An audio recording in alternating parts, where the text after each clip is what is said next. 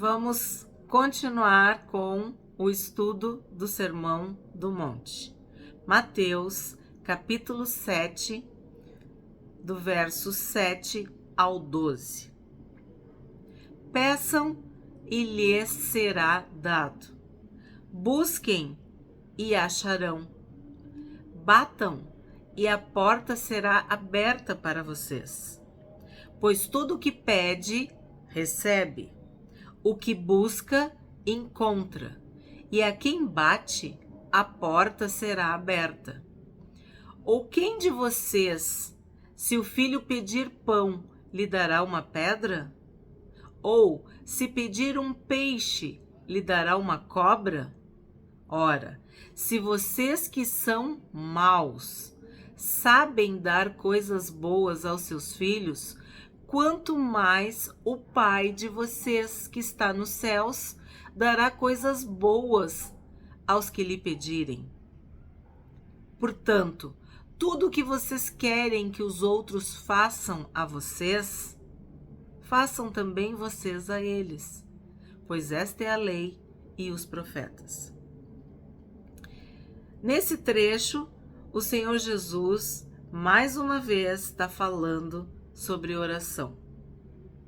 A importância de orar. E ele usa 3 verbos. Oração é uma ação. São verbos em que tu tem que fazer alguma coisa. É uma ação. Peçam, busquem, batam. Então vamos ver peçam, o verbo pedir. Jesus disse que tudo que a gente pedisse no nome dele, ele faria. O nome de Jesus é o nome mais poderoso, mais forte. É o nome sobre todo nome. No céu, na terra, embaixo da terra, não existe outro nome. Então tu não deve pedir no nome de ninguém. Ninguém tem mais poder do que Jesus. Quem morreu na cruz e venceu a morte? Jesus. Então tem alguém mais poderoso que Jesus? Tem um nome mais poderoso que Jesus? Jesus tem as chaves da morte e do inferno. Ele é o nome pelo qual nós podemos pedir. Mas não quer dizer que porque eu pedi em nome de Jesus, que eu vou receber. Eu tenho que pedir em nome de Jesus e eu tenho que permanecer em Jesus. O próprio Senhor Jesus disse: se as minhas palavras permanecerem em vocês, vocês podem pedir e vai ser feito. Nós temos que aprender a pedir de acordo com a vontade do Pai. O próprio Senhor Jesus, no Getsêmani, suando sangue, ele pediu: se for possível, afasta de mim esse cálice, mas que não seja feita a minha vontade, não seja feito o que eu quero, mas a tua vontade, Pai. Então nós podemos pedir, nós devemos pedir, sim, mas dentro da vontade de Deus, submetendo a nossa vontade, o nosso pedido, à vontade boa, agradável e perfeita de Deus. Tem um vídeo no canal sobre isso, sobre a vontade de Deus. Que ela além de ser boa já é maravilhosa, já é uma coisa maravilhosa, mas ela ainda é agradável. E além de tudo, ela é perfeita. Então, quando eu peço, eu tenho que ter a humildade de entender que o que eu estou pedindo pode não ser o melhor para mim. Então, eu peço para que a vontade de Deus, que é boa, agradável e perfeita, se cumpra na minha vida. É dessa forma que eu devo pedir. Se for assim, vai ser dado. Busquem e acharão. Esse verbo buscar, na palavra de Deus, ele sempre vem Deus dizendo para nós, no imperativo, busquem, me busquem. Buscai ao Senhor enquanto Ele está perto, enquanto vocês podem achar. Me busquem de todo o coração, vocês vão encontrar. Busquem o meu reino e a minha justiça em primeiro lugar, e todas as coisas vão ser acrescentadas. Buscar dá uma ideia de que eu vou, de novo, é uma ação, mas é uma coisa que eu vou ter que perseverar, é uma busca. Me lembra o mapa do tesouro, aquela brincadeira que tu vai procurando, buscando. Então, é uma perseverança, é uma persistência, é uma insistência. Lembra daquela parábola da viúva que pedia para o juiz, e era um juiz iníquo, hein? Um juiz que não temia Deus, hein? E ela pedia para ele julgar a causa dela. E ele não estava nem aí para a viúva, mas ela insistiu tanto, ela persistiu tanto, que ele julgou a causa. E Jesus usou essa parábola para falar sobre orar e não esmorecer, orar e não desistir, orar e não desanimar. Então, eu entendo esse verbo buscar nesse contexto, de tu tá perseverando, de tu tá buscando, de tu tá lutando para que aquilo aconteça. Tu vai achar. Quem procura, acha, né? O ditado popular. E aí vem batam. Batam e a porta será aberta para vocês. Bater numa porta significa que algo está fechado. Significa que algo não está acontecendo. Significa que algo está impedido. Pode existir um obstáculo, um impedimento, uma resistência, uma oposição. Por isso que essa porta está fechada. Então, batam e a porta será aberta para vocês. A gente sabe que a porta é o próprio Senhor Jesus, né? Na Bíblia ele fala sobre a porta. Eu sou a porta. Mas aqui ele está dizendo no sentido da oração, né? Tem alguma coisa fechada? Tem alguma coisa trancada? Tem alguma coisa que está inacessível para ti? Tu tá achando que isso é impossível? Bate, insiste e a porta vai ser aberta. Então, fazendo essas três coisas, ó, o que vai acontecer? Todo o que pede vai receber. O que busca vai encontrar e quem bate vai ter a porta aberta. E isso nos dá uma esperança. Por quê? Porque Jesus falou que tudo que tu ligar na terra vai ser ligado no céu. Tudo que tu desligar na terra vai ser desligado no céu. Deus não rejeita a oração do justo, do filho.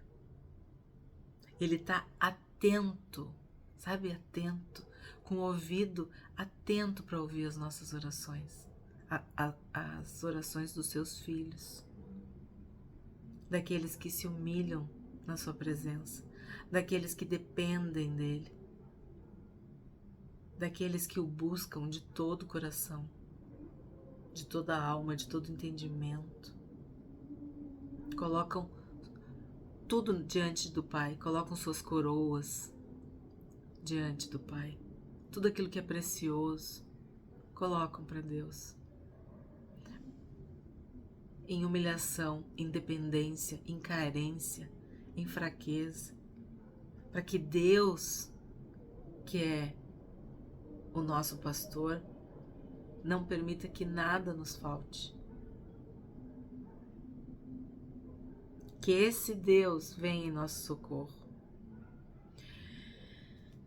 Eu sou suspeita para falar, né, do Salmo 34, já tem vídeo no canal, da importância que esse salmo tem na minha vida desde a minha infância e principalmente na minha adolescência. E ali diz que nós oramos, né? Orou, buscou, clamou e Deus ouviu. Prova e vede que o Senhor é bom. Deus livra, Deus coloca o seu anjo acampado ao nosso redor para nos livrar de todo mal.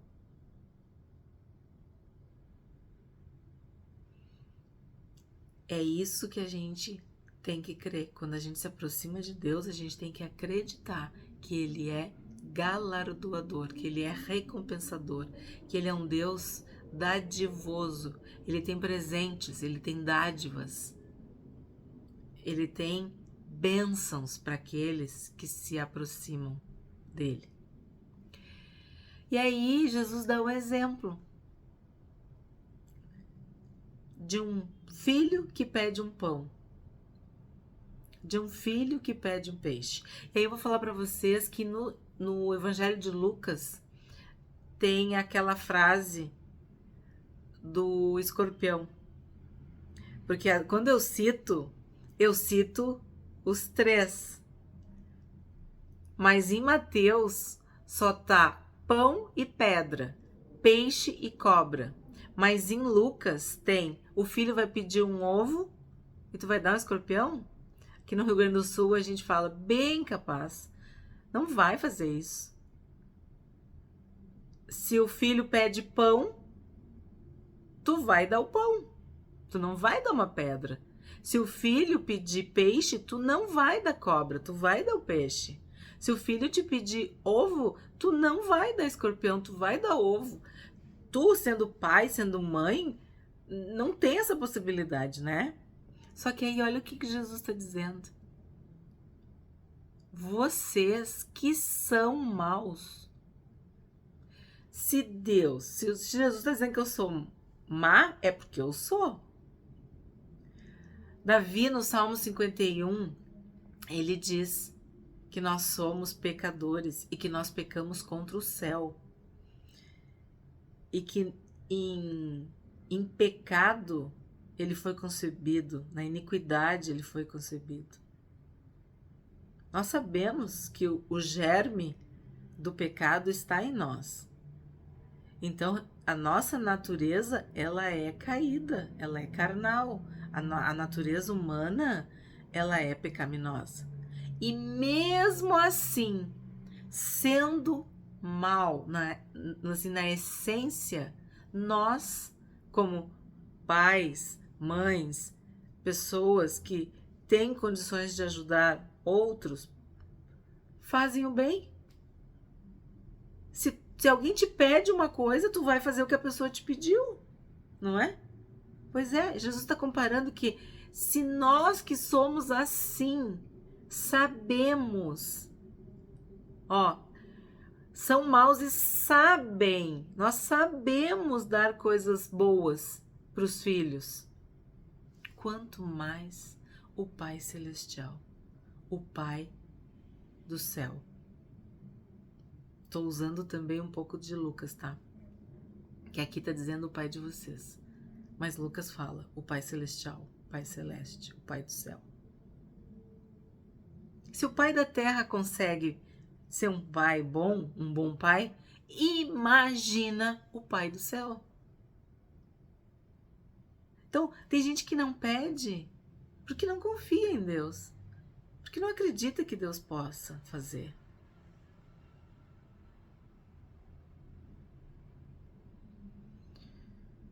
Quanto mais o Pai de vocês que está nos céus dará coisas boas aos que lhe pedirem. Quando essa expressão vem coisas boas, sabe o que eu penso? Eu penso no Salmo 23. Preparas uma mesa perante os meus inimigos. Unge a minha cabeça com óleo e o meu cálice transborda. Eu lembro desse versículo. Eu acho que esse versículo resume a vida da gente.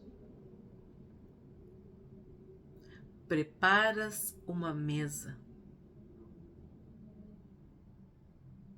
perante os meus inimigos. Unge a minha cabeça com óleo e o meu cálice transborda. Para mim, essa é a expressão de uma coisa boa.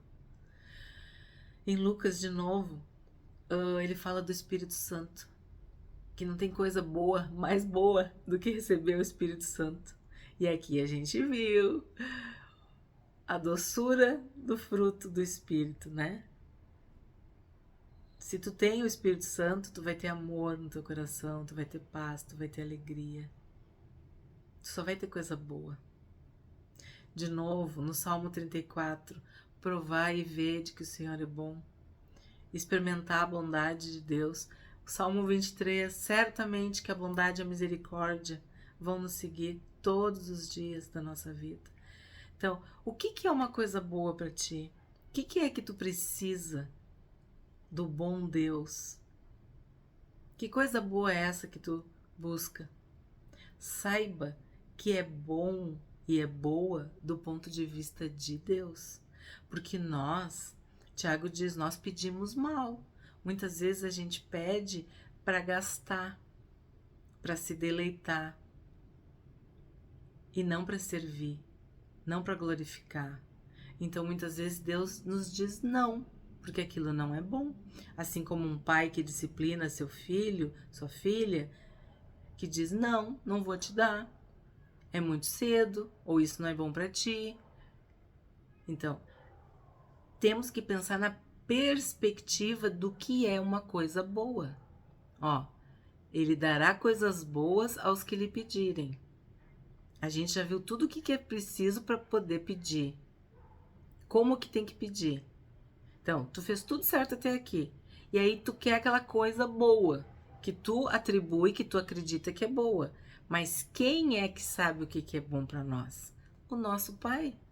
Aquele que nos ama. Aquele que nos cuida. Aquele que não poupou o seu filho. Por amor a nós, ele não poupou o próprio filho. Então, se com o filho que ele nos deu, que é Jesus, nosso Salvador, ele não vai nos dar, junto com o filho, todas as coisas? O Deus que nós servimos é um Deus que tem toda a riqueza, todo o poder, toda a graça, tudo é de Deus. Ele é o Criador de todo o dom perfeito, né? De toda boa dádiva. Tudo que é bom vem do Pai. Então, nós podemos crer que Ele vai nos dar o que é bom e no tempo certo. O homem sábio discerne o tempo e o modo. Então, às vezes a gente pede, mas não é o tempo. E não é do jeito que a gente quer, é como Deus determinar. Porque nós acreditamos na vontade boa, agradável e perfeita de Deus. E isso acalma o nosso coração. Se eu ganhei um não, eu vou dizer, eu ganhei muitos nãos. Eu entendi a proteção de Deus. Eu entendi o livramento de Deus. Eu entendi a misericórdia de Deus com a minha vida. Ele sabe o que é melhor para mim. Dói o não? Claro, a gente quer o sim. Mas às vezes aquele não que dói se torna um sim que ecoa depois de alguns anos, depois de algum tempo. Então creia que esse Deus bom vai te dar coisas boas. 12. Portanto, quer dizer, depois de tudo isso, tu tá pedindo, tu quer pra ti, tu quer bênção. Tudo que vocês querem que os outros façam a vocês, façam também a eles. Eu quero o bem pra mim, mas eu quero pros outros também? Ou eu quero só pra mim? Só eu que mereço o bem. Então, Jesus está dizendo assim, peço, faço tudo isso que eu falei, né? Jesus está falando, mas faça o bem para os outros também. Olha bem, tudo o que vocês querem que os outros façam a vocês, façam também vocês a eles. Essa aqui é considerada a regra de ouro, a lei áurea, a lei de ouro, a regra áurea, quer dizer, a mais importante, porque Jesus disse que esta é a lei e os profetas. E uma tradução antiga dizia que nisso se resume a lei e os profetas, quer dizer, os mandamentos de Deus. Só que eles, os fariseus, os judeus, os rabinos, eles usavam na forma negativa. Eles diziam assim, ó, não faça para os outros aquilo que tu não queres que façam para ti. Isso a gente chama de pensamento divergente, é quando tu usa o não. Mas Jesus faz o pensamento convergente quando tu usa o sim, o positivo. Façam o que vocês querem para os outros.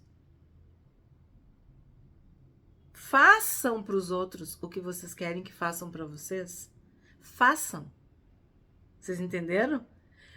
Eles diziam, não faz para os outros aquilo que tu não quer que façam para ti. Não faz para os outros. Jesus está dizendo diferente. Ele está ampliando. Ele está dizendo, façam para os outros aquilo que vocês querem que façam para vocês.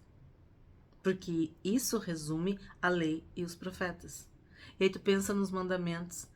Os mandamentos diziam, não matarás, não furtarás, não cobiçarás, não dirás falso testemunho. Então era assim que eles pensavam. Não faço isso para os outros, porque eu não quero que façam para mim. Agora Jesus diz, façam para os outros aquilo que vocês querem que seja feito para vocês. Bem mais profundo e bem mais verdadeiro. Por quê? Porque a gente diz que ama a Deus e não ama o nosso irmão. Então, eu só vou saber realmente que o meu amor a Deus é verdadeiro quando esse amor que vem do Pai se manifesta na minha relação com o meu irmão. Quando tudo isso que eu pedi, tudo isso que eu busquei, tudo isso que eu bati, tudo isso que eu recebi, servi também para abençoar o próximo. Amém. Amanhã a gente continua.